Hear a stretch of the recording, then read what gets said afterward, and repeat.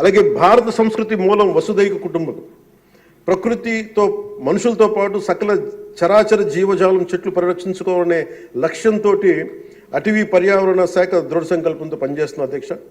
రాష్ట్రంలో పచ్చదనాన్ని 50% పెంచే ఉద్దేశంతో రాష్ట్ర వ్యాప్తంగా సుదీర్ఘకాలం జీవించే దేశీయ మొక్కల్ని పెంపకం చేపట్టడం జరిగింది. అలాగే ప్రత్యేక దృష్టి మనకి మన్యం, పార్వతీపురం, చిత్తూరు జిల్లాలో కూడా అటవీ ఏనుగుల నుండి రైతులు తరచుగా ఎదుర్కొంటున్న సమస్యలను పరిష్కరించేందుకు కర్ణాటక రాష్ట్ర ప్రభుత్వంతో కూడా forest minister Karnataka forest minister Eshwar Khandre గారికి కూడా నేను వెళ్ళి కలవడం జరిగింది అధ్యక్ష. వారికి మనకు సంబంధించి ఇక్కడ టీమ్ చేయడానికి అక్కడ కుంకి ఏనుగుల్ని మనకి తీసుకొచ్చేందుకు మనం చర్యలు తీసుకుంటా ఉన్నాం అధ్యక్ష. ఈరోజు నిన్న రాత్రి ముఖ్యంగా చిత్తూరు మన అన్నమయ్య జిల్లాలో జరిగింది. చాలా బాధ కలిగిన తర్వాత 3 చనిపోయారు. దీనికి ప్రత్యేకంగా ఇప్పుడే సమీక్ష నిర్వహించి వస్తున్నాను అధ్యక్ష. ఇది మీ ద్వారా ప్రజలందరికీ కూడా తెలియజేయాలనుకుంటుంది ఏంటంటే, కొన్ని ప్రత్యేకమైన ఈ దేవాలయాలు కానీ కొన్ని అటవీ దాని కింద ఉన్నాయి అటవీ భూభాగము. నిన్న జరిగిన ఇన్సిడెంట్ అధ్యక్ష, అది రెగ్యులర్ రూట్ వాళ్ళు వాడలేదు అధ్యక్ష. ముఖ్యంగా ఫారెస్ట్ డిపార్ట్మెంట్ చెప్పింది ఏంటంటే, మీరు షార్ట్ కట్ కోసం ఎక్కడైతే ఏనుగులు ఉంటాయో అటు సైడ్ వెళ్ళారు అధ్యక్ష. ఆ వెళ్ళిన వ్యక్తి కూడా గతంలో అతని మీద రెడ్ స్టాండర్డ్స్ స్మగ్లింగ్ చేసే వ్యక్తి, అతను నాకు తెలిసి ఈ రూట్ అని చెప్పి దాదాపు 30 మందిని తీసుకెళ్ళండి అధ్యక్ష. అందుకని ఒక చిన్న ఏనుగు ఉంటే ఒక గున్న ఏనుగు లాంటిది, దాన్ని అది చూసి దాన్ని పంపించేయడానికి అరిస్తే మిగతా పెద్ద ఏనుగులకి దాడి చేసిన అధ్యక్ష.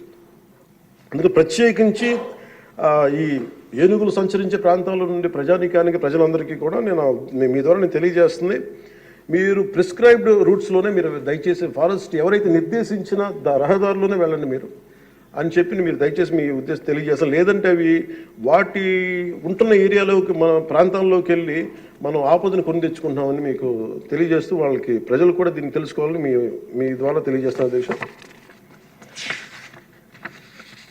ప్రభుత్వం వచ్చిన వెంటనే గత ప్రభుత్వం అటవీ శాఖ మంత్రిగా పనిచేసిన వాళ్ళు కూడా 77 ఎకరాలు అధ్యక్ష, 77 ఎకరాల అటవీ భూమిని వాళ్ళు అన్యాక్రాంతం జరిగింది అధ్యక్ష. గౌరవ ముఖ్యమంత్రి నారా చంద్రబాబు గారి నాయకత్వంలో తిరిగి 77 ఎకరాలు మనం సీజ్ చేయడం జరిగింది అధ్యక్ష. తిరిగి దానికి తగ్గ శిక్షలు పడేలాగా చర్యలు తీసుకుంటాం అధ్యక్ష. గత ప్రభుత్వం తరచుగా ఎర్రచందనం స్మగ్లింగ్ గురించి వింటూ ఉండేవాళ్ళం. విదేశాల్లో ఎన్నోసార్లు మన రాష్ట్ర సంపద నుంచి ఎర్రచందనం పట్టుబడింది. ఉదాహరణకి మీకు ఒక సంఘటన చెప్తాను అధ్యక్ష. ఎంత నెగ్లిజెంట్గా ఉన్నారంటే, నేను కుంకి ఏనుగుల గురించి కర్ణాటకకి వెళ్ళాను అధ్యక్ష. వెళ్తే అక్కడ కర్ణాటక ఫారెస్ట్ డిపార్ట్మెంట్ వాళ్ళు చెప్తుంది ఏంటంటే, వాళ్ళకి థ్యాంక్ యూ చెప్తున్నారు.